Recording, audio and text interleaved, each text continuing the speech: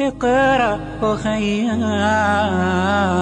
ورتل القرآن اصدح بصوتك اسمع الأكوان اقرأ كلام الله داوي نفوسنا. What is this? What is this? kani waa maxay?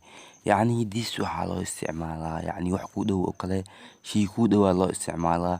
that, those, waxaasoo dhan cashirkaas insha allah waa gali doonaa. maanta waxaan gelaynaa this, yacni waxaa ku tilmaami kartaa wax ku dhow oo kale. What is this? kani waa maxay? This is my book. This is my book. kani waa buugayga. This is my book. kani waa buugayga. What are you doing? What are you doing? maxaad sameynaysaa? What are you doing? maxaad sameynaysaa? Do you play football? Do you play football? Do you play football? kubadda cagta ma ciyaartaa? Do you play football? kubadda cagta ma ciyaartaa?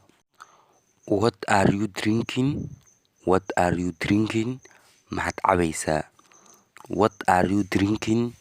maxaad cabaysaa? What are you drinking? maxaad cabaysaa? I am drinking tea. I am drinking tea. waxaan cabayaa shaah. I am drinking tea. waxaan cabayaa shaah. I am drinking tea. waxaan cabayaa shaah. Okay, hadda waxaan sharxaynaa ereyada meesha nooga soo baxay oo ah ereyada new wordska oo meesha nooga soo baxay ayaan sharxaynaa insha Allah taala. book oo ah book labaye ma isbedelo. do sameyn ball kubad foot cagta. yacni hidaayad waxay ahayd playing football oo ahay ball kubad footni waxa waaye cagta. play waxa waaye ciyaar. drink cabid. okay ku socelina book laba misbedlay. do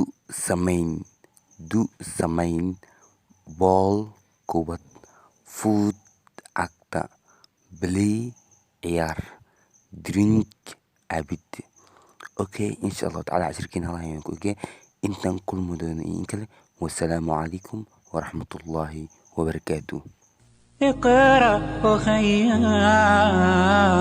ورتل القرآن اصدح بصوتك اسمع